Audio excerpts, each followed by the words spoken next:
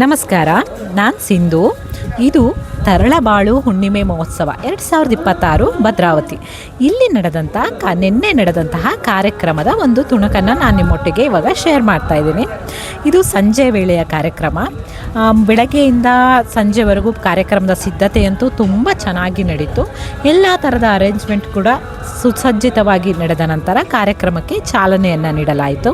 ಕಾರ್ಯಕ್ರಮದ ಚಾಲನೆಯನ್ನು ಸಿರಿಗೆರೆ ಮಠದ ಶ್ರೀಗಳಿಂದ ಮಾಡಿಸಲಾಯಿತು. ಧ್ವಜಾರೋಹಣದ ಮೂಲಕ ಈ ಕಾರ್ಯಕ್ರಮಕ್ಕೆ ಚಾಲನೆಯನ್ನು ನೀಡಿದರು. ಈ ಕಾರ್ಯಕ್ರಮ ಚಾಲನೆಯಾದ ನಂತರ ಇಲ್ಲಿ ಸಂಗೀತ ಕಾರ್ಯಕ್ರಮವನ್ನು ಕೂಡ ಏರ್ಪಡಿಸಲಾಗಿತ್ತು. ಸಂಗೀತ ಕಾರ್ಯಕ್ರಮ ಕೂಡ ಅತ್ಯುತ್ತಮವಾಗಿ ತುಂಬ ಅಚ್ಚುಕಟ್ಟಾಗಿ ಮೂಡಿಬಂತು. ಸಂಜೆ ಕಾರ್ಯಕ್ರಮ ತುಂಬ ಚೆನ್ನಾಗಿತ್ತು. ಇದೇ ಕಾರ್ಯಕ್ರಮ ಇನ್ನು 8 ದಿನಗಳು ನಡೆಯಲಿದೆ. ಅಂದರೆ ಮುಂದಿನ ಭಾನುವಾರದವರೆಗೂ ಕೂಡ ಈ ಕಾರ್ಯಕ್ರಮ ನಡೆಯಲಿದೆ. ಆಸಕ್ತರು ಬಂದು ಭಾಗವಹಿಸಬಹುದು, ಈ ಕಾರ್ಯಕ್ರಮವನ್ನು ಯಶಸ್ವಿಗೊಳಿಸಬಹುದು. ಮತ್ತು ಇನ್ನೊಂದು ವಿಶೇಷ ಏನಂದರೆ ಈ ಕಾರ್ಯಕ್ರಮದಲ್ಲಿ ಕಿಡ್ಸ್ ಸ್ಟಾಲ್ ಕೂಡ ಇರುತ್ತೆ. ಬಂದವರು ಈ ಕಾರ್ಯಕ್ರಮದ ವೀಕ್ಷಣೆಗೆ ಬಂದವರು ಕಿಡ್ಸ್ ಸ್ಟಾಲ್ನ ಕೂಡ ವಿಸಿಟ್ ಮಾಡ್ಬೋದು. ಕಾರ್ಯಕ್ರಮ ತುಂಬ ಚೆನ್ನಾಗಿ ಮೂಡಿ ಬರ್ತಾ ಇದೆ.